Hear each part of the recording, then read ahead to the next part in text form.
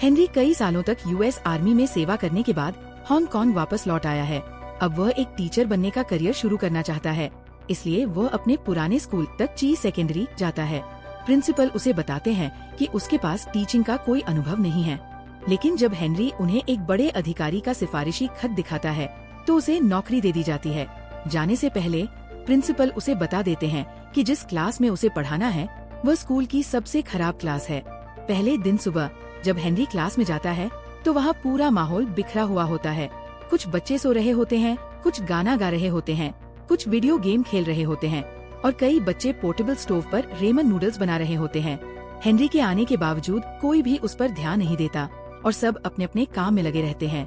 Henry उन्हें बुलाने की कोशिश करता है, लेकिन वे अनसुना कर देते हैं। थक हार कर हेनरी क्लास में घूमते हुए वही कामों पर कमेंट करने लगता है जो बच्चे कर रहे होते हैं। जो बच्चे खाना बना रहे होते हैं उन्हें वह सलाह देता है कि कम रेमन खाएं, क्योंकि उसमें बहुत ज्यादा सोडियम होता है। फिर वह जूफा नाम के एक लड़के के पास जाता है जो यूकेलेले बजा रहा होता है और उसकी मदद करता है। एक गेम खेल रहे बच्चे को वो समझाता है कि स्क्रीन पर ज्यादा देखने से रेडिएशन का खतरा होता है। जब बच्चे थोड़ा ध्यान देने लगते हैं तो हेनरी खुद का परिचय देता है और बोर्ड पर अपना नाम और फोन नंबर लिखता है। बच्चे उसकी खराब हैंडराइटिंग देखकर हंसने लगते हैं। फिर कोई बच्चा उसे फोन करके कहता है कि वो क्लास छोड़ दे, लेकिन हेनरी मजाक में बात टाल देता है। इसके बाद बच्चे फिर से उसे अनदेखा कर देते हैं और अपने कामों में लग जाते हैं। तंग आकर हेनरी एक रबर बैंड और चौक की मदद से क्लासरूम के फायर स्प्रिंकलर को एक्टिवेट कर देता है। पानी गिरने लगता है और बच्चे इधर उधर भाग जाते हैं। आखिरकार हेनरी उनकी पूरी अटेंशन पा लेता है और उन्हें अपनी क्लास में आधिकारिक तौर पर वेलकम करता है। क्लास के बाद 5 सबसे खराब प्रदर्शन करने वाले छात्र स्पोर्ट्स सप्लाई रूम में इकट्ठा होते हैं और स्मोकिंग करते हैं। इस ग्रुप का लीडर जैक एक और क्लास की टॉपर लड़की को पसंद करता है। उसके दोस्त उसे लड़की की फोटो देखते हुए पकड़ लेते हैं और चिढ़ाते हैं।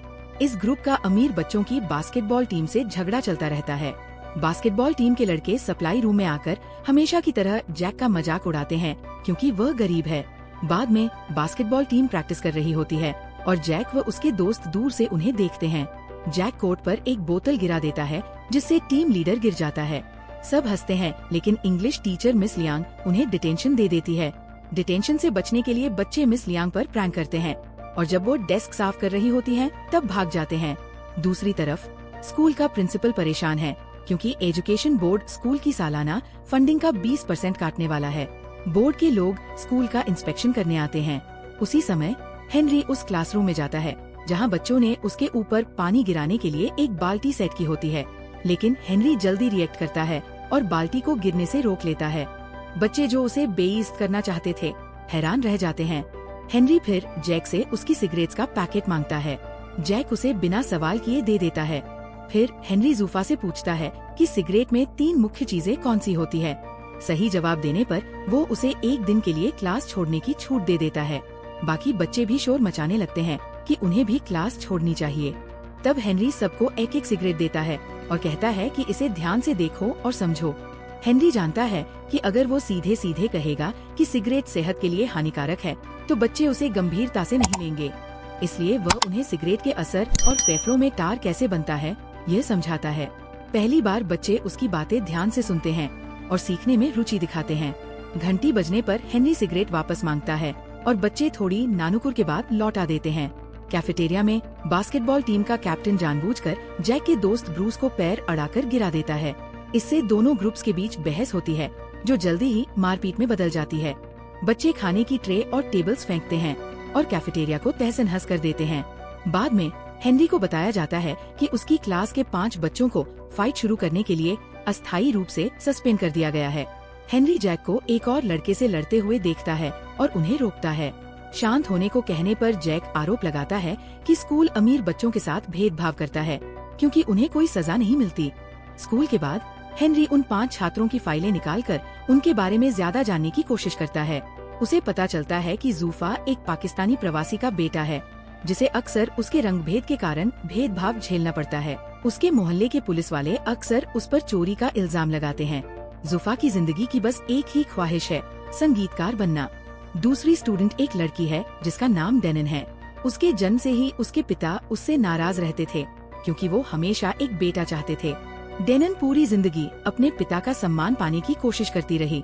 उसने अपने बाल छोटे कटवा लिए और लड़कों जैसे कारों से खेला ताकि वह लड़का बनने का नाटक कर सके। फिर भी उसके पिता उसे अनदेखा करते हैं और उसके छोटे भाई को राजकुमार जैसा प्यार करते हैं। इसके बाद कहानी में ब्रूस और क्रिस नाम के 2 भाई हैं। जब वे छोटे थे तभी उनकी माँ एक आदमी के साथ भाग गई थी, जिससे उनके पिता शराबी बन गए। भाइयों को बचपन में सिर्फ एक दूसरे का सहारा मिला।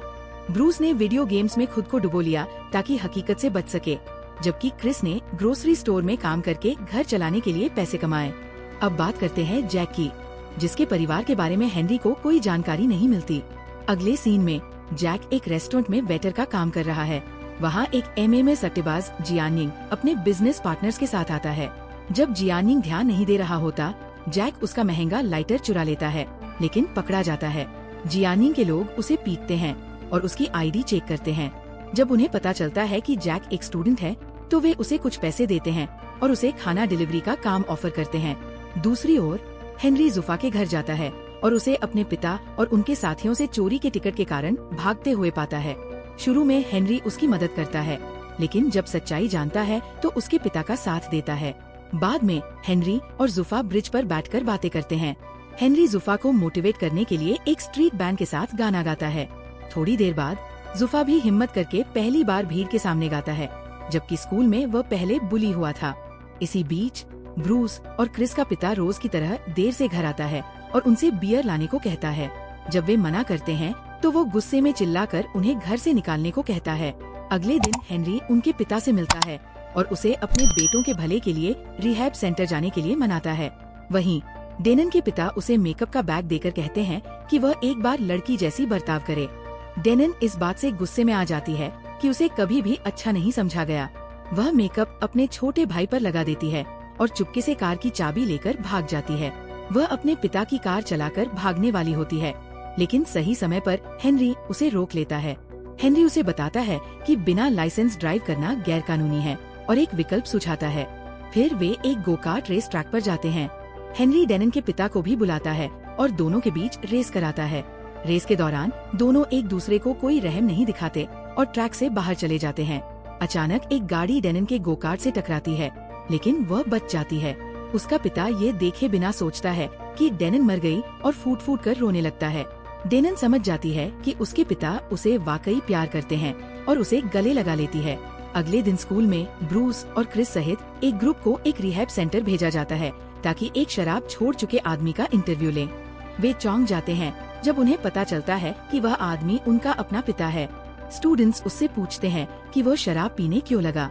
वह बताता है कि वह अपनी पत्नी से बेहद प्यार करता था, लेकिन जब वो उसे छोड़कर चली गई तो वह टूट गया और शराब में डूब गया। उसने अपने बेटों की जिम्मेदारी भूल गई। हालांकि वह ये नहीं बताता कि ब्रूस और क्रिस उसके बेटे हैं, लेकिन माफी मांगता है। ब्रूस और क्रिस फूट फूट कर रो पड़ते हैं। दूसरी ओर जैक अब जियानिंग के लिए काम कर रहा है। जियानिंग उसे अगली फाइट में एक फाइटर की ड्रिंक में नशा मिलाने के लिए मोटी रकम देता है। जैक पहले मना करता है, लेकिन मजबूरी में मान जाता है। फाइट के दिन जियानिंग एक फाइटर को स्पॉन्सर करता है, लेकिन उसके हारने पर पैसा लगाता है। जैक फाइटर के ड्रिंक में नशा मिलाते वक्त पकड़ा जाता है। जैक जियानिंग पर इल्जाम लगाने ही वाला होता है कि उसे पीटकर लॉकर्स में बंद कर दिया जाता है। कुछ समय बाद हेनरी वहां पहुंचता है और फाइटर से अपने स्टूडेंट के बारे में पूछता है। वे उसे घर लौटने के लिए कहते हैं, लेकिन लॉकर्स के अंदर से जैक मदद के लिए चिल्लाता है। हेनरी को सच्चाई पता चलती है और वह फाइटर्स पर हमला कर देता है। भले ही लड़ाई कठिन हो जाती है, हेनरी उनके हमलों को चतुराई से चकमा देता है।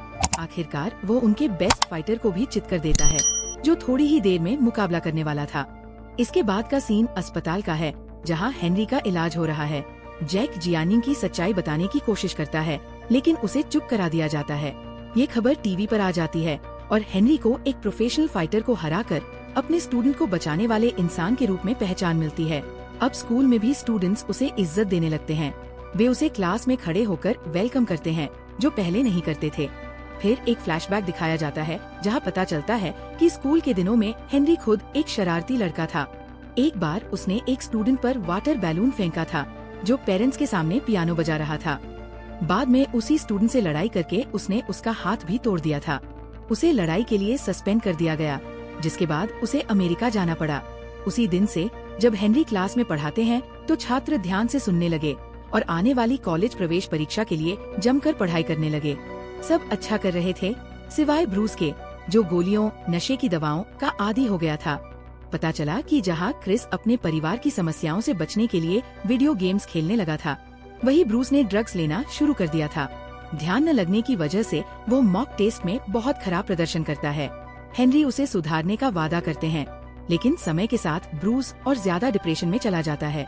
आखिरकार वह घर की बालकनी से कूद जाता है। उसे फौरन अस्पताल ले जाया जाता है, जहां वह कोमा में चला जाता है। मीडिया इस खबर को तोड़-मरोड़ कर पेश करती है और स्कूल व हेनरी को उसके इस कदम का जिम्मेदार ठहरा देती है। शिक्षा विभाग के अधिकारी हेनरी से पूछताछ करते हैं और उसका टीचिंग लाइसेंस रद्द करने का फैसला करते हैं। जब हेनरी अपना सामान पैक कर स्कूल छोड़ने लगता है तो सभी छात्र उसके पीछे दौड़ते हैं और उसे रुकने के लिए कहते हैं। वे उसके जाने से बेहद दुखी हैं, लेकिन जानते हैं कि अब उन्हें अपनी परीक्षा में अच्छा प्रदर्शन करके उसे गर्व महसूस कराना होगा। उस दिन से वे दोगुनी मेहनत करने लगते हैं ताकि बोर्ड को ये साबित कर सकें कि हेनरी एक अच्छे शिक्षक है। परीक्षा के दिन जैक और उसके सभी सहपाठी को हेनरी का एक मैसेज आता है कि वे परीक्षा से 1 घंटे पहले स्कूल में मिले। जब छात्र इकट्ठा होते हैं तो पता चलता है कि ये जियानी की चाल थी। वो उन्हें स्कूल में बंद कर देना चाहता था ताकि वे समय पर एग्जामिनेशन हॉल न पहुंच सकें। वो ऐसा हेनरी से बदला लेने के लिए कर रहा था। थोड़ी देर बाद हेनरी स्कूल पहुंचते हैं और जियानी की योजना के बारे में जान जाते हैं। वह छात्रों को आजाद कराते हैं और बच्चों को नुकसान पहुंचाने से रोकने के लिए जियानी के आदमियों से भिड़ जाते हैं। बच्चे किसी तरह बचकर एग्जामिनेशन हॉल की तरफ दौड़ पड़ते हैं, जबकि हेनरी जियानिंग से लड़ते रहते हैं। लड़ाई के दौरान जियानिंग बताता है कि वो वही लड़का था जिस पर बचपन में हेनरी ने पानी के गुब्बारे फेंके थे। उस घटना में उसका हाथ टूट गया था, जिसकी वजह से वह एक बड़ी म्यूजिक प्रतियोगिता में हिस्सा नहीं ले पाया। तब से उसने कभी पियानो नहीं बजाया और अपनी जिंदगी बर्बाद होने का जिम्मेदार हेनरी को मानता रहा। हेनरी उसे समझाने की कोशिश करते हैं, लेकिन जियानिंग फिर से हमला कर देता है। दोनों एक चाकू पर काबू पाने के लिए संघर्ष करते हैं। आखिर में हेनरी के पास उसे मारने का मौका होता है, लेकिन वह उसे नहीं मारते। वे अपने बचपन के गलती के लिए माफी मांगते हैं और वहाँ से चले जाते हैं। बच्चे समय पर एग्जामिनेशन हॉल पहुँच जाते हैं और परीक्षा पूरी करते हैं। कुछ हफ्तों बाद सभी छात्र शानदार अंकों से पास हो जाते हैं। जियानिंग फिर से पियानो बजाना शुरू कर देता है, लेकिन उसे पुराने जैसा अच्छा बनने के लिए अभी काफी अभ्यास करना पड़ेगा। ब्रूस भी तेजी से ठीक हो जाता है और अगले साल परीक्षा देने का वादा करता है। स्कूल के प्रिंसिपल भी खुश हैं, क्योंकि बोर्ड छात्रों के अच्छे प्रदर्शन की वजह से स्कूल को 20% अतिरिक्त फंड देने का फैसला करता है। हेनरी फिर से पढ़ाने लौट आते हैं और नई क्लास के साथ फायर स्प्रिंकलर ट्रिक करते हैं। ऐसे और वीडियो के लिए सब्सक्राइब करें, नोटिफिकेशन चालू करें और चैनल को सपोर्ट करने के लिए एक लाइक जरूर दें। देखने के लिए धन्यवाद।